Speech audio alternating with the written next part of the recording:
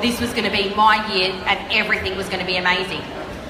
Except when it was the year 2013, I found myself curled up in my wardrobe on the floor, hoping that I was about to die. And I was my first attempt at suicide.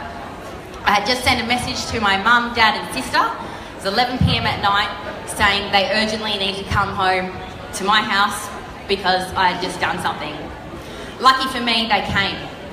What happened after that, it resulted in me going to a locked ward for 3 months, and then the following 9 months after that, I did an outpatient treatment for 9 months. In this time, when I was once finally granted some leave, I went for a walk around my favourite lake in Perth called Lake Munga. It was mating season for the swans.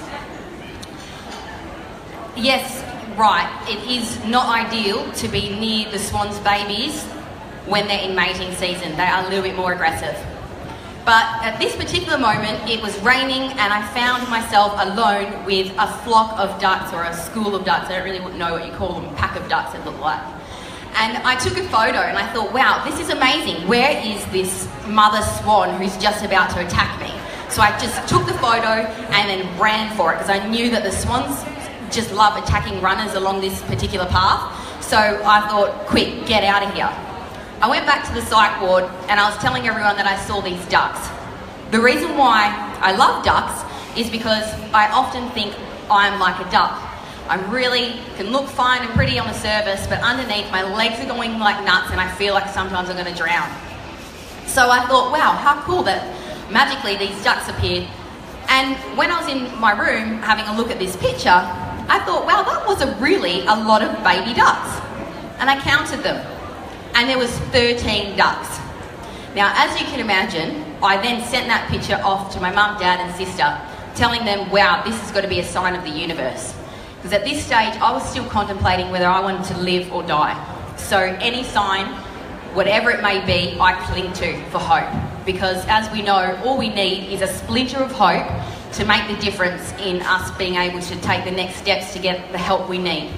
So I cling to it. My parents and my sister didn't know why, the relevance of this duck picture, but I was just saying, look, it mustn't be so unlucky, this number 13. It was at this time I then looked in the mirror and said to myself, you've got a turning point here, Steph. Everything you've ever needed is within you. All the best medicine, the best treatment, the best support team, I had it all. It wasn't working. Why wasn't it working? It wasn't working because I didn't believe in myself. I still thought I was worthless. I didn't think I was ill enough to be in a locked ward. I thought the doctors were just putting me there because they felt sorry for my parents. But it wasn't true. I did deserve to be there and I deserved to get that treatment. Regardless of whether my story wasn't as dramatic as someone else's, we all experience pain at some level. So it was at that point that I realised that all I ever needed, I had all along, and it was within me, my inner ninja, which we all have, whether we have a mental illness or not. So after this, I decided, and miraculously after that, the treatment started to work. I started to get better. I started to get more day release, and I could see a brighter vision at the end of the tunnel, not a train, actually sunshine. And I got better, and here we are today. I'm at the National Suicide Prevention Conference. I have my own mental health organisation, and I'm still obsessed with the number 13.